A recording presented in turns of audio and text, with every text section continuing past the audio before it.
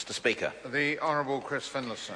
As Minister, I take the last call in this debate. I usually take the first call, but I deferred to Dr Sharples, the Minister of Māori Affairs, who is a great ministerial and parliamentary colleague, as is the local Waiariki MP Te Ururoa Flavel, who's been advising me on many aspects concerning settlements in the Bay of Plenty.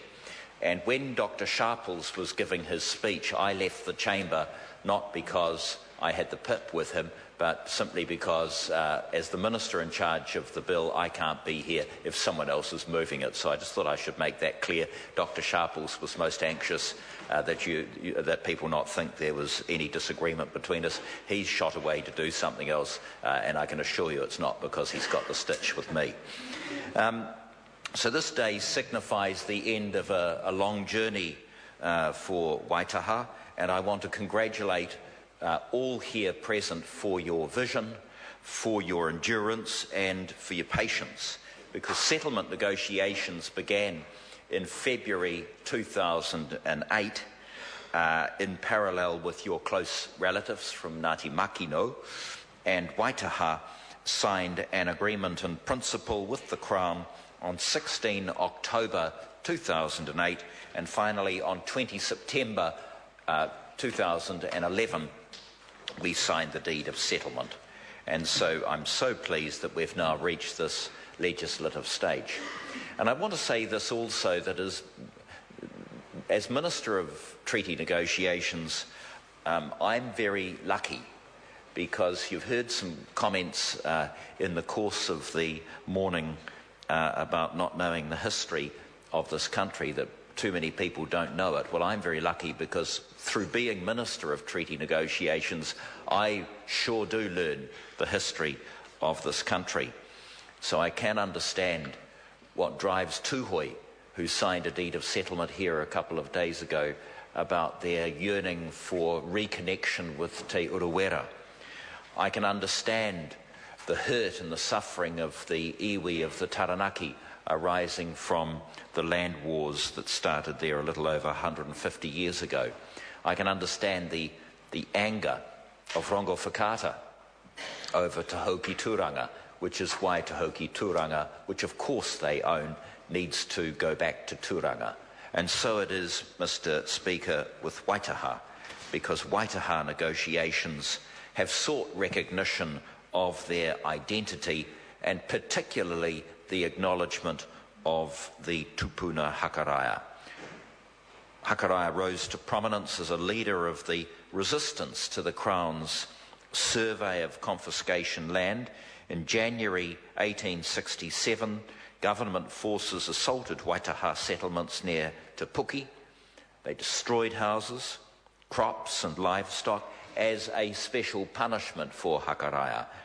And using scorched earth tactics, the Crown pursued Hakaraia to his death in 1870. And the fate of Hakaraia is central to the story of Waitaha and their claims.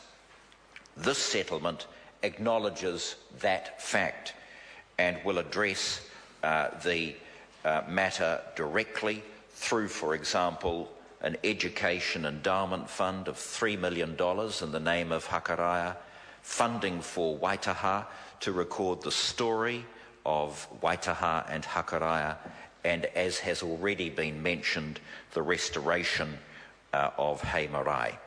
And the intention of the redress is to restore the mana and identity of Hakaraia, and I'm so very pleased to hear that the funding of the marae restoration has gone to building a new wharakai that is now in place at Hei Marae.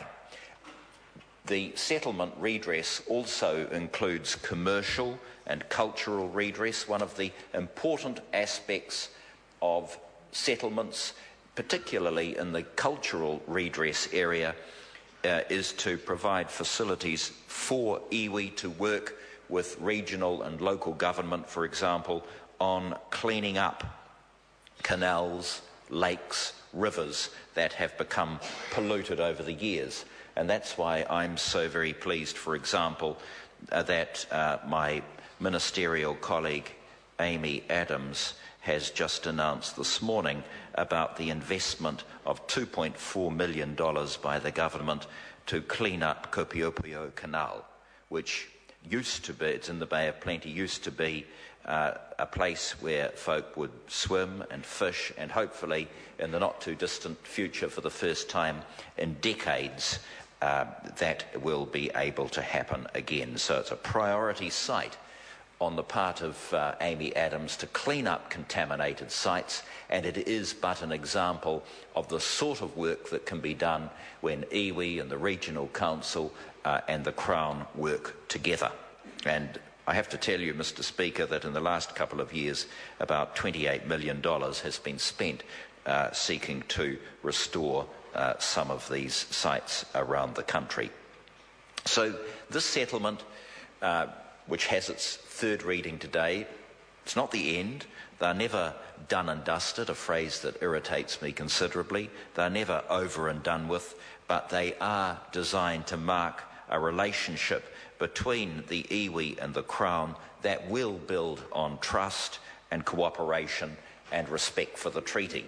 And a very important part of what now happens is for the Crown to audit the relationship between the particular iwi and itself to make sure that the mistakes of old are not repeated again. And that's why we have established within the Ministry of Justice a post-settlement organisation under the guidance of the Secretary of Justice to ensure that if the Crown says it will do something, then it does it, not just today and tomorrow, but 25 years on from now. That's the very least that iwi who settle with the Crown can expect, and I believe if the Crown lives up to its promises, then the relationship can be very good indeed.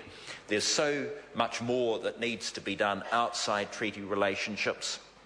For example, the reform of Te Ture Whenua Māori is a huge task and doubtless will impact upon many of the whanau and your iwi. There's good work being done on that, and I'm hoping that we'll be able to have some reforms next year to make that legislation more user-friendly. But for today, we're concentrating on this great iwi, its persistence, its courage, its dogged determination to see the mana of Hakaraia restored. So can I end, sir, by echoing the great Waitaha whakatauki, kua tau te rangamari e ki te whoreo Hakaraia, ake, ake, ake. I commend the bill to the House. The debate having concluded, the question is that the motion be agreed to. Those of that opinion will say aye. Aye. Contrary, no. The ayes have it. Taha claims settlement bill, third reading. Permission has been given if the whānau in the gallery would like to do a waiata.